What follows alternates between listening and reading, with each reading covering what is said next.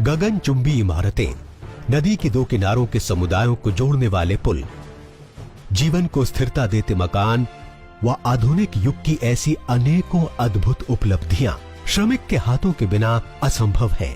वो हाथ जिसने इन सब का निर्माण किया, उसे पहचान, बेहतर भविष्य, कार्य में सुरक्षा व चिंताओं से मुक्ति दिलाने हेतु राज्य श्रम संसाधन विभाग के अंतर्गत बिहार भवन एवं अन्य सन्निर्माण कर्मकार कल्याण बोर्ड का गठन किया गया है।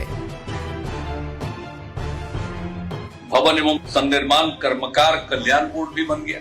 अनेक तरह की योजनाएं हम लोगों ने बनाई और आज आप लोगों ने चिकित्सा सहायता के लिए भी उनको अनुदान दिलवाया हर साल के लिए। तो इस तरह से हम लोगों को और सोचना पड़ेगा। और जो मैंने कहा कि हमारे जितने श्रमिक हैं उनका रजिस्ट्रेशन यथाशीघ्र हो जाए तो बहुत अच्छा होगा और सब लोगों को लाभ मिले।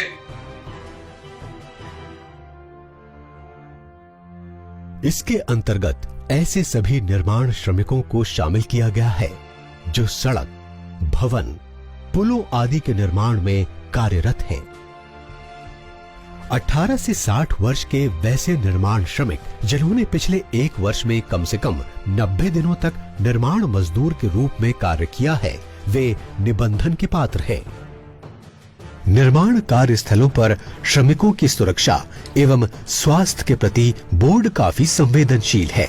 निर्माण श्रमिकों को विभिन्न कल्याणकारी योजनाओं का लाभ देने के लिए सरकारी एवं निजी निर्माण कार्यों पर श्रम उपकर लगाया जाता है, जो निर्माण लागत का 1% होता है। निर्धारित समय पर उपकर नहीं जमा कराने पर नियोजकों के विरुद्ध फौजदारी मुकदमा भी चलाया जा सकता है।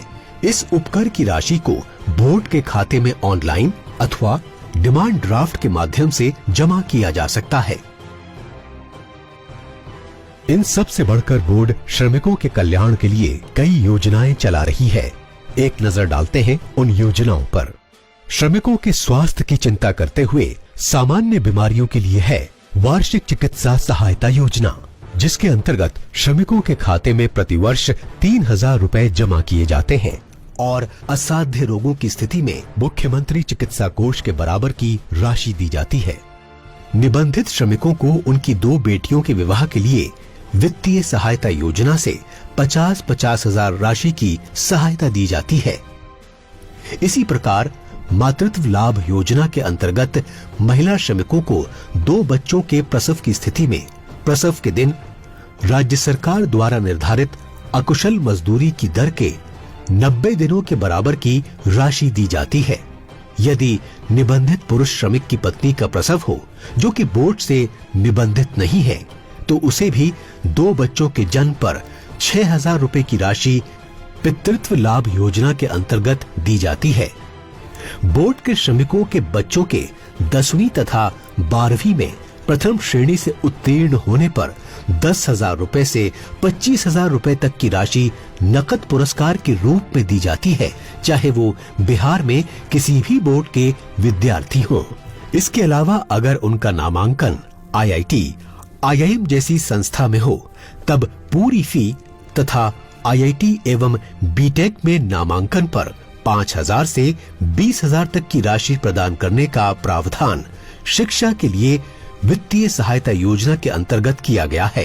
किसी श्रमिक की मृत्यु की स्थिति में उसके आश्रित को मृत्यु लाभ योजना के अधीन सामान्य मृत्यु में 2 लाख तथा दुर्घटना से मृत्यु में 4 लाख रुपए की राशि दी जाती है।